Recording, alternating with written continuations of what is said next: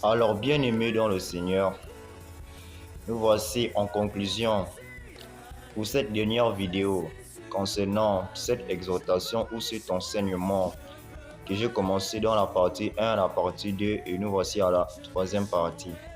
Donc, comme je disais que en recherchant en second plan les choses de ce monde, donc les biens terrestres qui ne sont que nos biens matériels et tout, c'est indispensable pour nos vies parce que nous sommes des humains et nous vivons dans un monde où ces choses sont accessoires, bien accessoires, j'en suis conscient.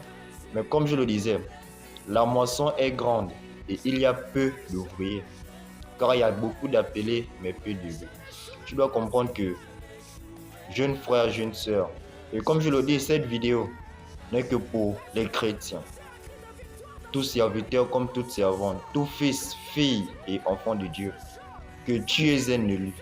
Sache que si tu vis dans cette nation, tu vis même dans ce monde, où tu es même encore dans ta famille, donc à la famille à laquelle tu es, sache que Dieu t'a envoyé dans cette famille pour un but, afin d'annoncer sa parole, afin d'amener tes frères, tes sœurs, ton père, ta mère, tout ce qui t'entoure vers lui.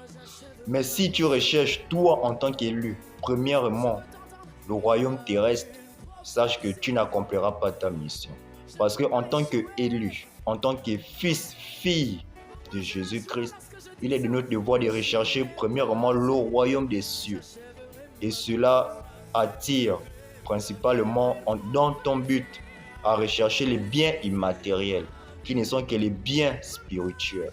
Parce que tu ne peux faire la volonté de Dieu ou mener le combat que tu mènes en n'ayant pas recherché les biens immatériels. Car un enfant de Dieu non spirituel est comme quelqu'un qui part en guerre sans armes.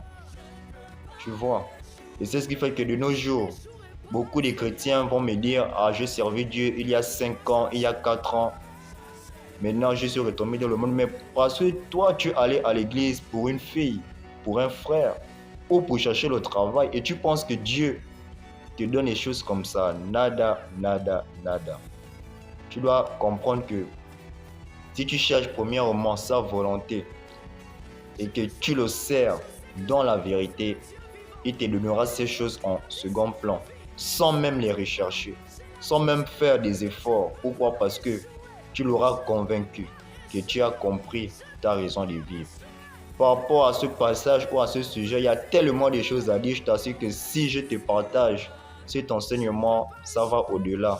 Mais comme le temps est limité, alors si tu as regardé toute cette vidéo jusqu'à cette vidéo, que Dieu te bénisse, qu'il se souvienne de toi ainsi qu'aux membres de ta famille et qu'il te révèle sa volonté dans ta vie en ces derniers jours. Prends soin de toi. Ciao. Il a fait des choses, je le déclare dans ma vie. Ceux qui le savent, je proclame. Je suis fou de Dieu à vie. Je suis fou de Dieu à vie. Je suis fou de Dieu à vie.